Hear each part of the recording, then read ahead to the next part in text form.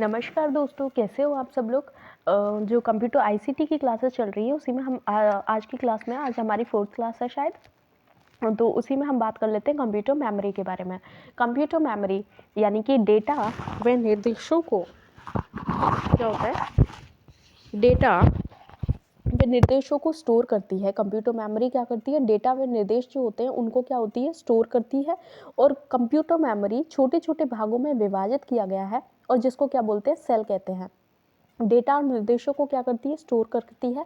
जो डेटा होते हैं और जो निर्देश होते हैं उनको क्या करती है, स्टोर करती है। कंप्यूटर मेमोरी छोटे छोटे भागों में विभाजित किया जाता है और उनको क्या बोलते हैं, सेल बोलते हैं। उसको क्या बोलते हैं, सेल बोलते हैं।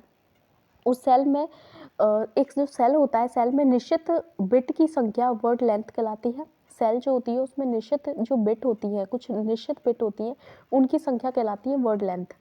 और ये 8, 16, 32, 64 बिट की हो सकती है। 8, 16, 32 और 64 बिट की ये हो सकती है। मेमोरी यूनिट्स के बारे में बात करें तो मेमोरी मापने की सबसे छोटी जो इकाई होती है उसको बोलते हैं बिट। ठीक है, मेमोरी मापने की सबसे छोटी जो इकाई होती है उसको बोलते हैं बिट। एक अक्षर को स्टोर करने की सबसे छोटी इकाई को क्या बोलते हैं, बाइट बोलते हैं।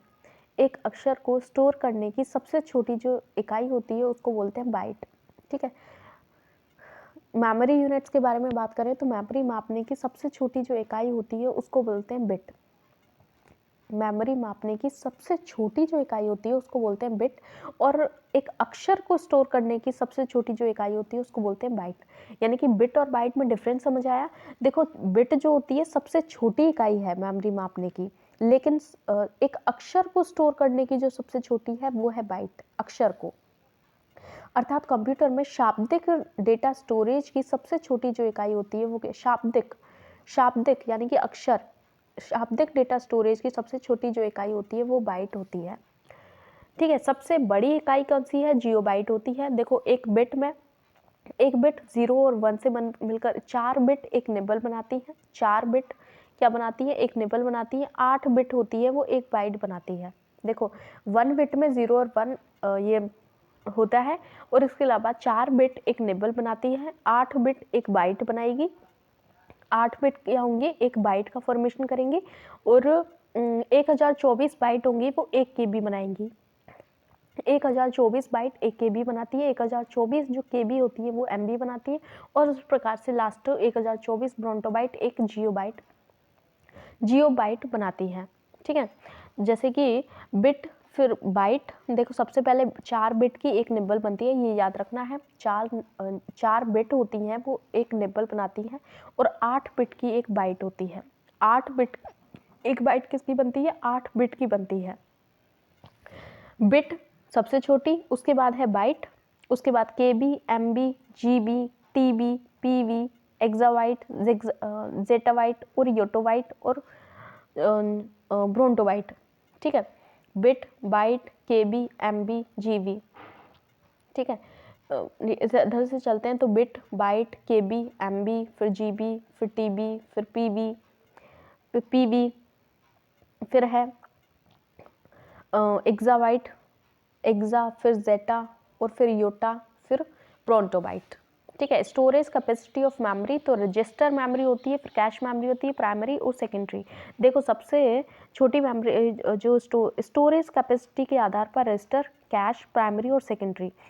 जो स्टोरेज कैपेसिटी होती है वो डायरेक्टली प्रोपोर्शनल होती है 1/, उसकी गति कितनी है, यानी कि गति उसकी ज़्यादा होगी तो स्टोरेज क्षमता उसकी कम होगी। ठीक है, रजिस्टर के बारे में बात कर रहे हैं तो सबसे छोटी व सबसे तेज होती है, सबसे छोटी होती है, सबसे छोटी है, यानी कि स्टोरेज कैपेसिटी इसकी क्या है, कम होती है। स्टोरेज कैपेसिटी इसकी कम होती है तो इसकी गति क्या होती है, वो सबसे तेज होती है, रजिस्टर जो होता है। और रजिस्टर मेमोरी के बारे में बात करें तो यह CPU द्वारा बार बार उपयोग में आने वाले डेटा व निर्देशों को मेमोरी एड्रेस को अस्थायी रूप से स्टोर कर लेती है। यह CPU द्वारा बार बार उपयोग में आने वाले जो डेटा और निर्देश जो होते हैं, मेमोरी एड्रेस को, जो मेमोरी एड्रेस है उसको अस्थायी रूप से स्टोर कर लेती है। एकदम से हम कुछ खोलते हैं ना, तो पहले से जो चीज़ें हम बार बार खोलते हैं वो चीज़ें एकदम से आ जाती हैं, तो वो होती है रजिस्टर मेमोरी। और कैश मेमोरी क्या है, कैश मेमोरी अस्थायी होती है, अस्थायी, ये भी वो भी अस्थायी है। रजिस्टर मेमोरी, कैश मेमोरी जो होती है वो भी अस्थायी होती है।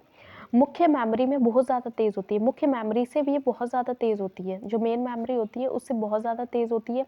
ये सीपीयू और मेन मेमोरी के बीच बफर का काम करती है। जो सीपीयू और मेन मेमोरी जो होती है उसके बीच में क्या होता है, बफर का काम करती है। ठीक है। मेमोरी के बारे में बात करें तो एक तो होती है प्राइमरी मेमोरी और एक होती है secondary memory. Primary memory RAM और रोम। देखो, मेमोरी जो होती है वो दो प्रकार की होती है, एक तो होती है प्राइमरी मेमोरी, एक होती है secondary memory. Primary memory RAM और रोम दो प्रकार की होती है, रैम होती है और रोम होती है। रैम एसडी रैम और देखो रैम जो होते हैं वो दो प्रकार के होते हैं, एस रैम और डी रैम। ठीक है, सीताराम और देवी राम, ये ध्यान रख लेना। रैम से रैम जो होते हैं एक तो सीताराम और एक देवीराम। ठीक है, रैम। और इसके अलावा रोम है प्रोम, ई प्रोम, ई प्रोम, ई प्रोम, फ्लैश रोम, ये सारे क्या है, रोम है। और सेकेंडरी मेमोरी जो होती है वो है magnetic disk, optical disk, electronic devices और magnetic tape. Magnetic disk, optical disk, electronic storage devices हैं जैसे कि पेन ड्राइव है, मेमोरी कार्ड है, ये क्या है, सेकेंडरी मेमोरी है। ठीक है, हार्ड कॉपी, फ्लॉपी, ये सब क्या है, सेकेंडरी मेमोरी में आएंगे। प्राथमिक मेमोरी के बारे में बात करें तो प्राइमरी जो मेमोरी होती है कंप्यूटर में सीधी सीपीयू से कनेक्ट होती है। सीधी किससे होती है, सीपीयू से कनेक्ट होती है। रैम और रोम दो प्रकार की होती है, एक तो होता है रैंडम एक्सेस मेमोरी। ये रैंडम राम कैसे होते हैं, अस्थायी होते हैं, सर्वव्यापी होते हैं। ठीक है, कहीं भी आ जाते हैं, अस्थायी होते हैं एक तरह से। और वॉलेटाइल होते हैं, परिवर्तनशील होते हैं, परिवर्तनशील होते हैं रैम। इसके अलावा डेटा को रीड व राइट किया जा सकता है इसमें डेटा को रीड राइट किया जा सकता है। इसमें एक तो होता है एस रैम और एक होता है डी रैम। एक तो होता है एस रैम और एक होता है डी रैम। स्टैटिक रैम और डायनेमिक रैम। तेज गति कंपेयर टू डी रैम। देखो, डी रैम से तेज गति होती है स्टैटिक रैम की, जो कि यानी कि सीताराम जो होता है उसकी क्या होती है, तेज गति होती है। ठीक है, किससे, एज कंपेयर टू देवी राम से, डी रैम से। देवी रैम यानी कि डायनेमिक रैम, बार बार रिफ्रेश की आवश्यकता इसमें पड़ती है। बार बार रिफ्रेश की आवश्यकता किसको पड़ती है, देवी राम को पड़ती है। ठीक है, और रोम के बारे में बात करें तो नॉन वोलेटाइल होती है, रीड ओनली मेमोरी। ठीक है, नॉन वोलेटाइल यानी कि अपरिवर्तित होती है, ये नॉन वोलेटाइल होती है, ये वोलेटाइल होती है। ये अस्थायी मेमोरी होती है, वोलेटाइल होती है, अस्थायी मेमोरी होती है और वोलेटाइल होती है। और जबकि इसके बारे में बात करें तो रोम जो होता है, क्या होता है, रोम जो रोम होता है, रोम रीड ओनली मेमोरी। तो रीड ओनली मेमोरी जो होता है, देखो रैम के बारे में बात कर ली तो ये वोलेटाइल होता है, वोलेटाइल परिवर्तनशील होती है। रोम जो होती है नॉन वोलेटाइल होती है, अपरिवर्तनशील होती है। ठीक है, रोम जो होता है, रोम पे रोम, ई प्रोम, स्टोरेज सॉफ्टवेयर और प्रोग्राम्स को फर्मवेयर कहा जाता है। देखो, जो ये रोम, ई प्रोम, ई रोम, ई प्रोम स्टोर जो सॉफ्टवेयर हैं उनके प्रोग्राम को क्या बोला जाता है, फर्मवेयर कहा जाता है। इसमें फर्मवेयर कहा जाता है। ये जो प्रोग्राम्स वगैरह होते हैं ना, ये सारे, इनको क्या कहा जाता है, फर्मवेयर कहा जाता है। फर्मवेयर हार्डवेयर और सॉफ्टवेयर का मेल होता है, हार्डवेयर और सॉफ्टवेयर का जो मेल होता है उसको क्या बोलते हैं, फर्मवेयर बोलते हैं। अब बात कर लेते हैं हम जैसे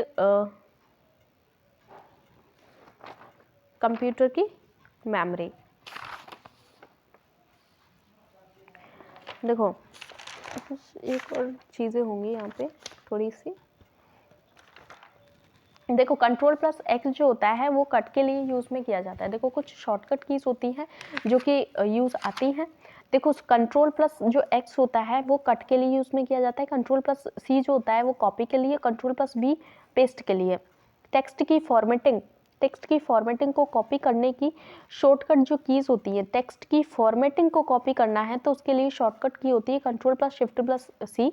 और माइक्रोसॉफ्ट वर्ड में फ़ॉन्ट साइज न्यूनतम 1 तथा अधिकतम कितना होता है, MS वर्ड में जो फॉन्ट साइज होता है न्यूनतम 1 होता है और अधिकतम होता है 1638 होता है।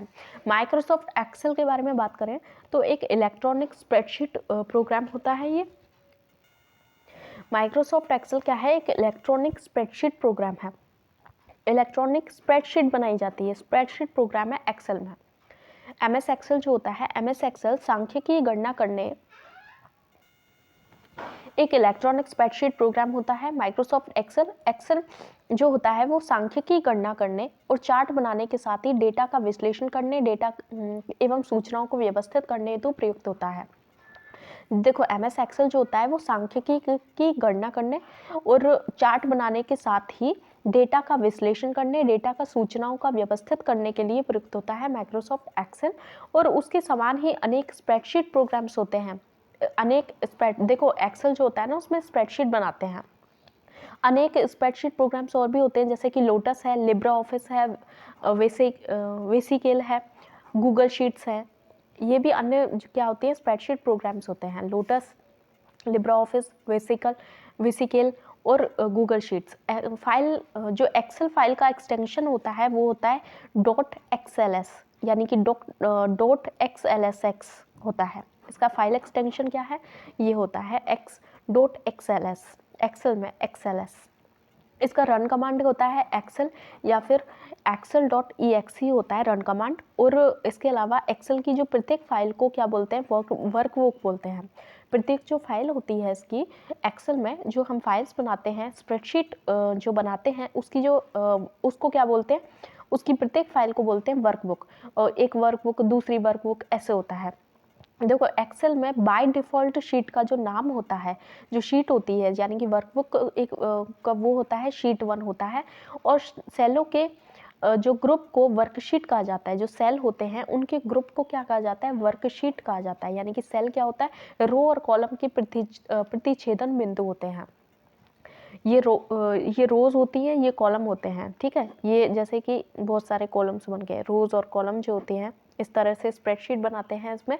और इसमें जो रोज और कॉलम के प्रतिच्छेदन जो बिंदु होता है इसको बोलते हैं सेल। और सेल के जो समूह को बोलते हैं वर्कशीट। और वर्कशीट तो मिलकर के क्या बनाती है, वर्कबुक बनाती है। एक वर्कबुक में अधिकतम वर्कशीट्स की जो संख्या होती है, अधिकतम जो वर्कशीट्स कितनी है, 255 हो सकती हैं। अधिकतम जो वर्कशीट्स होती हैं एक वर्कबुक में वो 255, यानी कि इस तरह से 255 वर्कशीट्स हो सकती हैं। रोज को हाइड करने की शॉर्टकट की होती है Ctrl+9। रो जो होती है ये रो है ना, ये तो हो गया रो और ये हो गया कॉलम। तो रो को हाइड करने की जो शॉर्टकट की होती है उसको बोलते हैं Ctrl+9। और कॉलम को हाइड करना है तो Ctrl+0। कॉलम 0 और रो 9। वर्कशीट में प्रत्येक सेल की जो पहचान होती है वो सेल एड्रेस से होती है। सेल एड्रेस में पहले कॉलम का नाम होता है, जैसे कि B7 है तो B क्या है, B तो है कॉलम का नाम, B क्या है, कॉलम है, ठीक है। B क्या है, कॉलम है। और बाद में रो का नंबर होता है B7, 7 क्या है, रो। तो B क्या है, कॉलम, और ये क्या है, तो B7। कंप्यूटर के अलावा वॉशिंग मशीन, देखो कंप्यूटर के अलावा वॉशिंग मशीन, माइक्रोवेव एवं अन्य कई इलेक्ट्रॉनिक डिवाइसेस में प्रोग्रामिंग रोम की सहायता से की जाती है।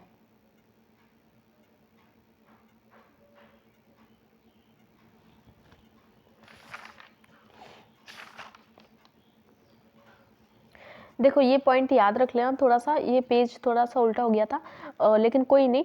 कंप्यूटर के अलावा जो वॉशिंग मशीन्स होती हैं, माइक्रोवेव होते हैं, अन्य इलेक्ट्रॉनिक डिवाइसेस में प्रोग्रामिंग जो होती है वो रोम के द्वारा होती है। रैम और रोम हमने पढ़ रहे थे, बात कर रहे थे हम। रैम के बारे में हमने बात की थी, रोम के बारे में जो कंप्यूटर वॉशिंग मशीन होती है, माइक्रोवेव होता है, ये क्वेश्चन पूछा गया है। देखो प्रोग्रामिंग रोम के द्वारा ही की जाती है। और जो सेकेंडरी मेमोरी होती है, प्राइमरी मेमोरी की हमने बात कर ली थी, सेकेंडरी मेमोरी जो होती है axillary external banking storage memory होती है, नॉन वॉलेटाइल होती है, बिजली बंद होने पर भी डेटा व निर्देश क्या होते हैं, सेव रहते हैं। और अब हम बात कर रहे थे किसके बारे में, एक्सेल के बारे में। माइक्रोसॉफ्ट एक्सेल के बारे में हम बात कर रहे थे। माइक्रोसॉफ्ट जो एक्सेल थी उसमें हमने बात की थी Ctrl+X, Ctrl+C, Ctrl+V। टेक्स्ट की फॉर्मेटिंग से कॉपी करने की जो वर्कशीट्स जो कीज होती है Ctrl+Shift+C, ये हमने बात कर ली थी, ठीक है। अब हम किसके बारे में बात कर लेते हैं, माइक्रोसॉफ्ट वर्ड के। माइक्रोसॉफ्ट जो एक्सेल होती है उसमें स्प्रेडशीट बनी थी। और अब हम बात कर लेते हैं माइक्रोसॉफ्ट वर्ड के बारे में। एक जो वर्ड प्रोसेसर प्रकार का एप्लीकेशन सॉफ्टवेयर है, ये क्या है, एप्लीकेशन सॉफ्टवेयर है। वर्ड प्रोसेसर प्रकार का एप्लीकेशन सॉफ्टवेयर होता है, यानी कि माइक्रोसॉफ्ट वर्ड में हम टाइपिंग कर सकते हैं। फाइल एक्सटेंशन जो होता है डॉट DOC होता है, डॉट DOC या डॉट DOCX होता है। माइक्रोसॉफ्ट वर्ड में बनने वाली जो फाइल होती है उसको बोलते हैं डॉक्यूमेंट। क्या बोलते हैं उसको? माइक्रोसॉफ्ट वर्ड जो होता है उसमें MS वर्ड जो होता है उसमें जो फाइल होती है उसको क्या बोलते हैं? डॉक्यूमेंट बोलते हैं। उसमें क्या बोलते हैं? स्प्रेडशीट बोलते थे, और इसमें क्या डॉक्यूमेंट बोलते हैं। और माइक्रोसॉफ्ट वर्ड का जो रन कमांड होता है वो होता है विनवर्ड। ये ध्यान रख लेना थोड़ा सा। MS वर्ड जो होता है उसका रन कमांड क्या है? विनवर्ड होता है। और टाइटल बार, विंडो के सबसे ऊपर वाला जो भाग होता है वो तो टाइटल बार होता है। ऑल्टरनेट प्लस वर्ड विंडो को चूज किया जाता है, चूज नहीं, क्लोज किया जाता है। देखो ऑल्टरनेट प्लस F4 जो होता है वो वर्ड विंडो जो होता है उसको क्या है, उससे क्लोज कर दिया जाता है ऑल्टरनेट प्लस F4 से। टाइटल बार के ठीक नीचे मेन्यू बार होता है। टास्क बार के ठीक ऊपर पे स्क्रॉल बार के नीचे पट्टी के रूप में क्या होता है?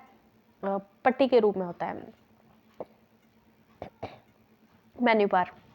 मेन्यू बार टाइटल बार के नीचे होता है, सबसे ऊपर होता है टाइटल बार, उसके बाद होता है मेन्यू बार। सेव एज यानी कि F12 जो होता है माध्यम से पहले ही सेव की गई जो फाइल है उसका नाम, स्थान और फाइल टाइप बदला जा सकता है F12 के थ्रू।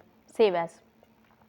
ऑल्टरनेट प्लस F4 क्या करता है? ये क्वेश्चन बहुत बार पूछा गया है। Alternate plus F4 word window को बंद करने के लिए एग्जिट कमांड प्रयुक्त होती है। एग्जिट कमांड यानी कि क्लोज कर देता है ये वर्ड विंडो को, ठीक है।